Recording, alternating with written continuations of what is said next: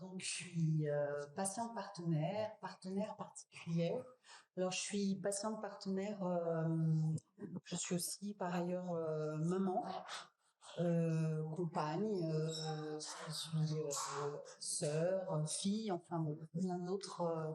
Euh, Pas forcément titre, mais en tout cas état d'être, qui nourrissent aussi la patiente partenaire et qui ont accompagné mon devenir aujourd'hui, qui fait que je suis investie entre autres au Centre Jeanne Marquis et aussi à la Maison associative de la santé de Rennes et au pôle de formation des professionnels de santé dans le cadre de formation, de co-formation, de formation et aussi auprès d'infirmières de pratique avancée. Ce, Ça a commencé par un parcours de soins, puisque j'aime en tant que patiente parler d'une prise en soins et non pas de prise en charge. Ça m'allège et les professionnels que j'ai pu rencontrer, que ce soit des professionnels que j'appelais alors moléculaires, biologiques, ou des professionnels de médecine complémentaire, se sont vraiment ont agi avec moi à me soigner et aussi à soigner la traversée que je faisais. Donc, plus particulièrement le cancer, en effet, il a frappé à ma porte 3 fois de manière assez importante dans ma vie. Au bout de 3 fois, je me suis dit, je vais en faire quelque chose. Qu'est-ce qu'il est possible de faire? Et cette 3e fois était en effet moi qui étais atteinte dans mon sein droit. 10 ans auparavant, j'ai été aidante de mon compagnon qui n'a pas pu gagner cette traversée face au combat. Et en même temps, l'aidante que j'ai été a été préparée à la patiente que je suis devenue. Patiente, impatiente dès le départ. Et avec cette diapositive qui vous montre une sorte de théorisation, même si elle est quand même vraie. C'est un chemin.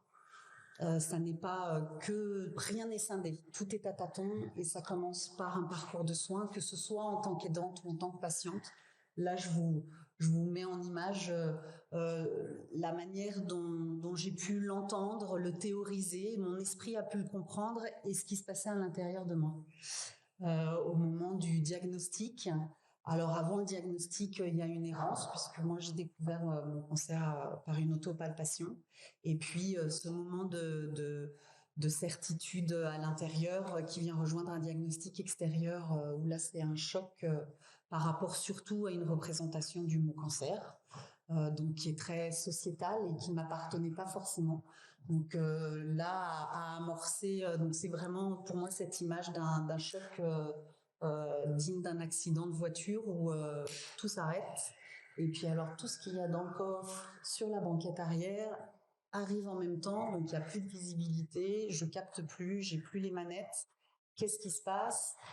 Et il se passe beaucoup de choses à partir du moment où en effet j'ai grâce à un entourage présent et aussi très rapidement des professionnels, presque des professionnels, mais je mets ma famille dedans, hein, des professionnels de la relation comme des professionnels biologiques, comme des professionnels de médecine complémentaire. Et à partir du moment où moi j'ai été professionnelle et spécialiste de mon vécu et de la place que j'ai pu prendre de cela. Donc en fait, ce parcours, il commence avant tout avec une personne en partenariat, c'est moi-même. Et à partir de ce moment-là, lorsque j'ai pu m'entendre aussi avec une des choses qui revenait de ma banquette arrière, c'était bien sûr 10 ans avant ma place d'aidante. Quelle était la possibilité d'aller à tâtons vers un inconnu, parce qu'à partir de ce moment-là, j'ai décidé que même si j'avais une idée, elle n'était pas mienne et que ce chemin, j'allais le faire pas à pas et vérifier ce qui était juste pour moi et régler. Donc c'est comme cela que j'ai traversé. J'ai traversé au sein d'un centre, par rapport à tout ce que j'ai pu entendre, entre autres, dans des sphères différentes, sur ce qu'est être patient, par rapport à du lobbying, par rapport à la toxicité des produits, je suis arrivée non pas en colère, mais en tout cas très ancrée et très présente à moi-même. Et chaque professionnel biologique, mais aussi une médecine complémentaire, mais biologique au centre Eugène Marquis, je me suis présentée en disant « Je ne veux rien comprendre à ce que vous allez me dire. Par contre, ce que je souhaite, c'est que vous m'entendiez et qu'on y aille ensemble. » Je leur ai demandé de les enregistrer parce que je leur ai dit « Je ne vais rien entendre de ce que vous allez me dire. » Par contre, il s'avère que peut-être demain, dans 1 heure, dans 2 heures ou dans la nuit qui va suivre, je vais avoir plein de questions à vous poser et vous allez me demander si j'ai des questions. Là, certainement pas. Donc, est-ce que ça vous dérange si je vous enregistre? Ils m'ont tous dit oui et tous les spécialistes m'ont donné leur ligne directe. Je ne m'attendais pas à cet accueil-là. Et c'est à cet endroit-là, ajouté à d'autres endroits, qu'a vraiment germé mon idée et mon envie de faire quelque chose de cette traversée. Parce que c'était tellement antinomique de tout ce que je pouvais entendre autour du cancer que, bien sûr, il y a cette envie de rendre, mais il y a surtout cette envie de faire entendre aussi cette voix-là, particulièrement dans une actualité où le système de santé est mis à mal, ou en tout cas mis à mal. Il vit une période à traverser aussi, et j'avais envie de faire du lien. Donc, j'ai d'abord pris un temps après le parcours de soins que j'imagine aussi souvent comme un marathon sans avoir été entraînée avant. Donc, je me suis octroyé un temps de récupération après ce parcours de soins, entourée des personnes que j'ai choisies et qui étaient justes pour moi. Cette envie, cette idée a germé, a pris plus d'importance. Et j'ai rencontré une oncologue qui n'est pas de Rennes, qui n'est pas au centre Eugène Marquis, et j'ai osé lui susurrer, j'aimerais bien faire quelque chose, mais est-ce que pour toi, avec toi et avec vous, les professionnels, est-ce que ce serait un gros mot? Elle m'a dit, mais non. Et là, elle m'a dit, il y a la démocratie en santé, il y a l'éducation thérapeutique du patient, il y a le patient partenaire, le patient expert, donc encore plein de mots que je ne connaissais pas. Dans ces cas-là, je ne sais vraiment rien, je revêt mon habit d'exploratrice et de candeur, et je cherche à me former, à prendre forme avec ce qui existe, à comprendre et puis aussi à ressentir. Et donc, je suis allée me former à l'ETP, à l'éducation thérapeutique du patient, en tout cas aux 40 heures auprès de l'IREPS, l'Institut régional des pratiques professionnelles, je ne sais plus exactement ce que veut dire l'IREPS, mais en tout cas IREPS 35, qui délivre cette formation, et ce sont pas les seuls des 40 heures de l'éducation thérapeutique du patient, qui est un processus, une méthodologie qui existe depuis déjà plus de 30 ans, pour pouvoir en effet, post-période sidaïque, impliquer, qui est un exemple de fait de la force d'impact des connaissances du patient par rapport à ce qu'il vit et de ce que ça peut amener de changements dans le système de santé et aussi au niveau politique décisionnel. Donc à partir de là, la loi Kouchner a impliqué un article sur la nécessité d'éduquer les patients, ou en tout cas de faire avec, de le mettre au centre, et qu'il fallait en effet suivre une méthodologie en 4 grandes parties qui sont là développées sur cette diapositive. De là, j'entendais le patient partenaire et cet oncologue qui s'appelle Claude Boiron, qui est oncologue à Poitiers, m'avait parlé de l'université des patients à la Sorbonne. Donc, il existe une université des patients à la Sorbonne. Moi qui ai consciemment évité de passer par toute forme de formalisme, en tout cas universitaire, eh bien, je me suis inscrite à l'université des patients de la Sorbonne, et donc en 2022, 2 ans après le diagnostic, 3 ans après le diagnostic du cancer dans mon sein. J'ai suivi et j'ai découvert la diversité des missions possibles d'un patient partenaire qui a été théorisée, expérimentée au Québec par l'expérience, entre autres, de Parole Onco, qui a expérimenté des patients accompagnateurs, des PA, qui s'apparentent à patients partenaires en France. Donc, l'ETP, il y a des patients experts et l'université des patients ouvrait sur cette explication et cette découverte du patient partenaire. Cette année universitaire a été pour moi traversante de nouveau, puisque je suis arrivée dans un mode de formation basé sur le CARE de Carl Rogers, et je suis par ailleurs psychopraticienne rogerienne. J'ai suivi ces études il y a 10 ans. Donc, lorsque j'ai appris que Catherine Tourette-Turgis, qui est la cofondatrice de cette université des patients, avait elle-même été formée auprès directement de Carl Rogers, je me suis assise sur les bancs de l'université en me disant c'est bon, je ne regarde plus où est la porte de sortie et je reste là où est ma place. Et j'ai découvert en effet tout cet univers sans trop savoir, encore à tâtons, ce que j'allais advenir et ce que j'allais en faire, mais toujours bien ancré à mon souhait de transformer cette expérience en ressources pour et avec autrui. Et durant cette année universitaire, je suis retournée via un engagement dans une association, l'association OSE, au Centre Eugène Marquis, sur invitation du Centre Eugène Marquis et du docteur Julie Le Seur, pour participer au groupe de collaboration patients professionnels.